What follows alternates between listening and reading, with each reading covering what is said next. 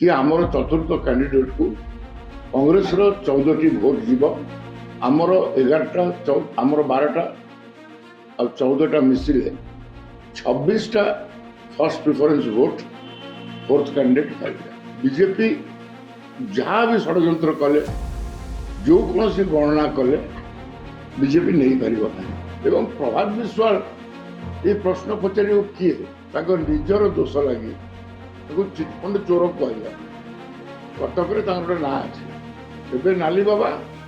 से चिटफंड चोर कहुला। नवीनकर ये निष्पत्ति को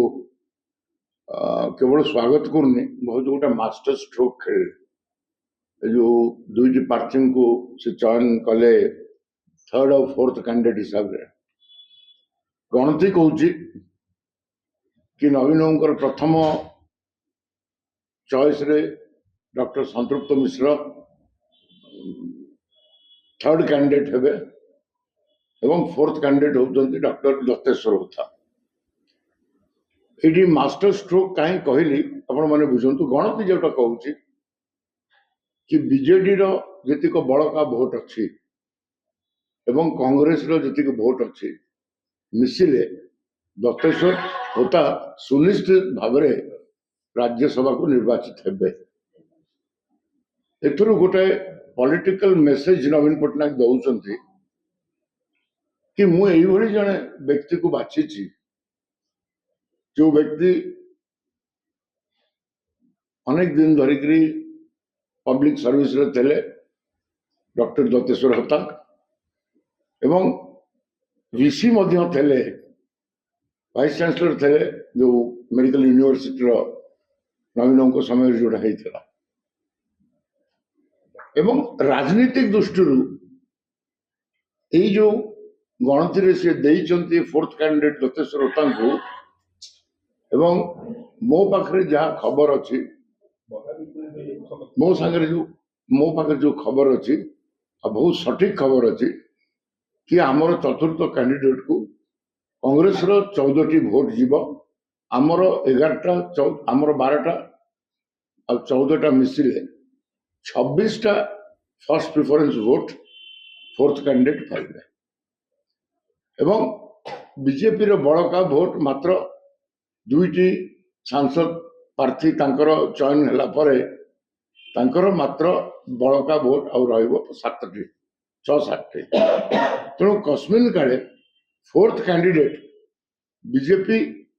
जहाँ भी षड्यंत्र कले जो कौन से गणना कले बीजेपी नहीं पारिबो नहीं। तेणु ये गोटे मास्टर स्ट्रोक ये नवीन बाबू कैंडिडेट घोषणा कर फोर्थ कैंडिडेट एवं ओडिशा को अपील कर दल को कि ये कैंडिडेट को समर्थन दिंतु एवं मु भावुची निश्चित भाव में फोर्थ कैंडिडेट हिसाब से दत्तेश्वर होता जीतबे। तो से दृष्टि यहाँ मास्टर स्ट्रोक एवं परवर्ती पर्याय आपण मैंने निश्चय जानिया को पाइबे जब इलेक्शन प्रक्रिया राज्यसभा आरंभ हो कौ दल समर्थन दौरान नवीन पट्टनायक निष्पत्ति को मु प्रभात विश्वाल को गोटे प्रश्न पचारे सी आम दलर कौन जो मीटिंग आज नवीन निवास होता सेठी तांको निमंत्रण करा जायतिला कि तांको पुओ जाइथिले विधायक हिसाब से एवं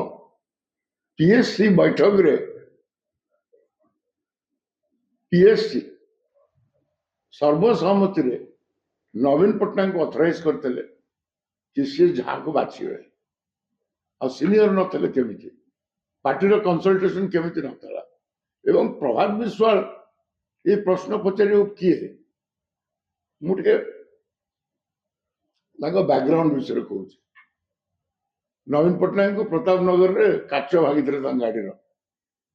जो प्रथम नवीन पट्टनायक आसती 29 मे ऑपरेशन रेफकारी सहित मिसिकी दल सांगे विश्वासघात करते माफ करी नवीन बाबू ताकू माफ करी सस्पेंशन उठे एवं से पुनर्बार विधायक हो पारे विजु जनता दल परवर्ती समय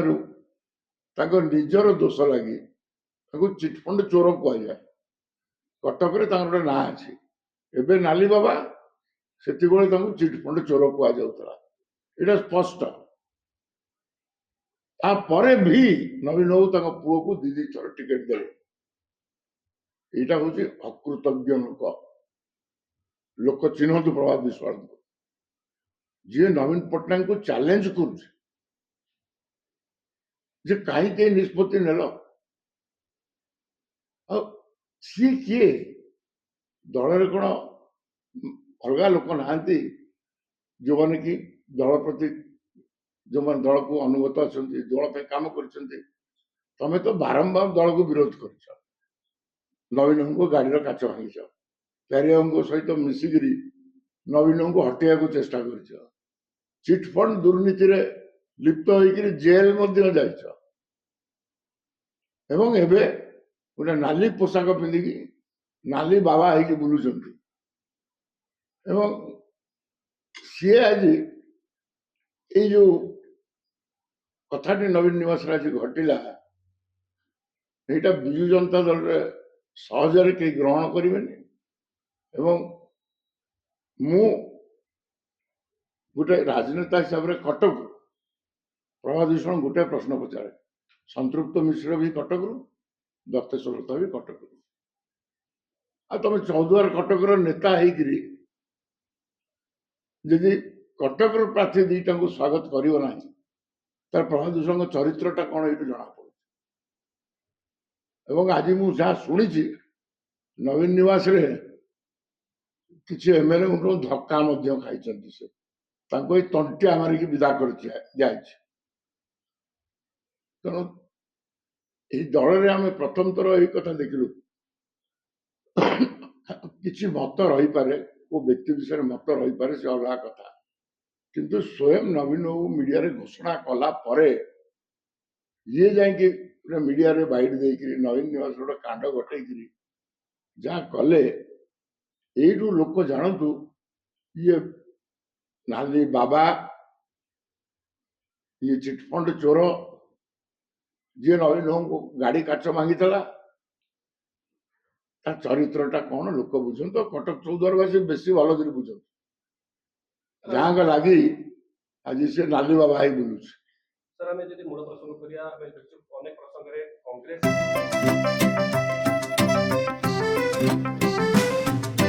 टीएसजी चाहता है चलो कुछ ऐसा करेंगे देश की शान है हम शानदार रहेंगे शानदार रहेंगे। टीएसजी गुरुकुल गोठपाटणा भुवनेश्वर।